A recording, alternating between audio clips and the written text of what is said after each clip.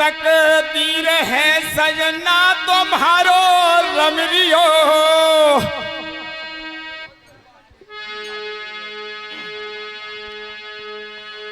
हे जीत कैलासन वे लाडली रे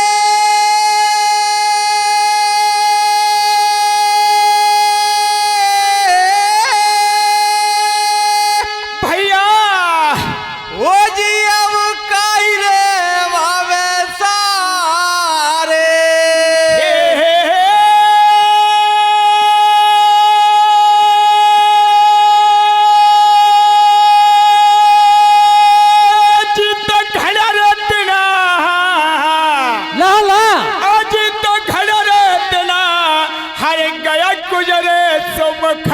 से नाय बोले भरे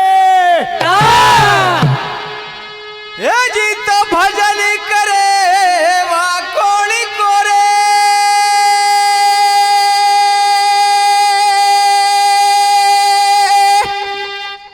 ओरे भूतन करे भोलेनाथ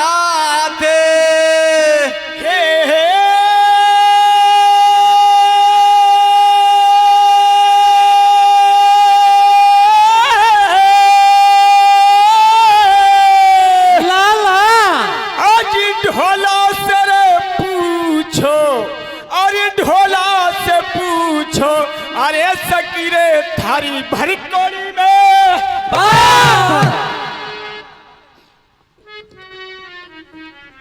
हाँ तो मेरे परम सम्मानीय श्रोताओं, भक्तमाल का ये छोटा सा प्रसंग हम आपके बीच लेकर आए हैं जिसका शीर्षक है भक्त की परीक्षा।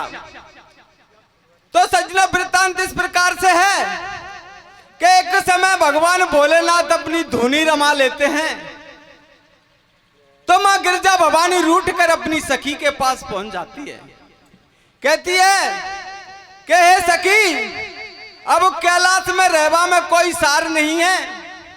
अरे हमारा ढोला तो हमेशा धुनी में रमा रहता है। बहन घड़ा दिना बीत गया, ये भोलेनाथ मेरे सन्मुख देखा तक नहीं है। इसीलिए हे सती, अब कैलाश में रहवा में कोई सार नहीं है। सज्जनों, मां गिरजा भवानी की सहेली उनसे कहती है कि हे सती, अरे अपनी बाचा में लेकर पूछो तो सही कि ये सारा संसार आपका भजन करता है तो भोलेनाथ आप किसका भजन करते हो। सज्जनों, मां गिरजा भवानी अपनी सहेली की बात मानकर भगवान भोलेनाथ के पास पहुंच जाती है। कहती है कि हे भोलेनाथ, आप किसका भजन करते हो आज आपको बताना ही पड़ेगा। जब तक आप बताओगे नहीं तब तक मैं अन्न जलपान ग्रहण नहीं करूंगी।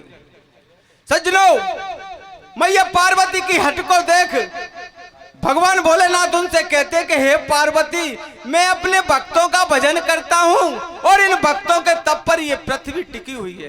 पार्वती, इस संसार में भक्तों की बड़ी महिमा है। तो मां गिरजा भवानी कहती है कि हे भोलेनाथ, ऐसे भक्तों के दर्शन मुझे भी करवा दो, परंतु मेरी एक शर्त है कि मैं ऐसे भक्त की परीक्षा लूंगी। सज्जनों, भगवान भोलेनाथ मन में ठान लेते हैं और मां गिरजा भवानी को लेकर अवधपुरी पहुंच जाते हैं। भगवान भोलेनाथ कोडी बन जाते हैं और मां जगत भवानी एक साध्वी का रूप धारण कर लेती है और वो राजा मानदाता की पुष्प वाटिका में पहुंच जाते हैं। सज्जनों, कई वर्षों से सूखा पड़ा वो बाग उनके चरण पड़ते ही हरा भरा हो जाता है। ये सारा नजारा देख मालिन संदेश पहुंचाने के लिए राजा मानदाता के पास महलों में दौड़ी चली जाती है। सज्जनों, राजा मानदाता के धर्मांध और दानवीर राजा थे। ये भगवान श्री राम के पूर्वज थे। तो प्रिय बंधुओं, जब राजा मानदाता की भेंट वो साध्वी और उसके कोढ़ीला पति से होती है और वो राजा मानदाता से क्या दान मांगते हैं, भैया आगे कथा हम आपको कीर्तन के माध्यम से सुनाएंगे। कृपया शांति बना रखें। धन्यवाद।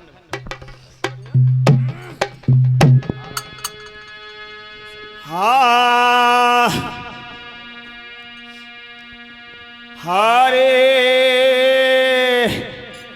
हरे कुण का भजन करे मिठे बोला,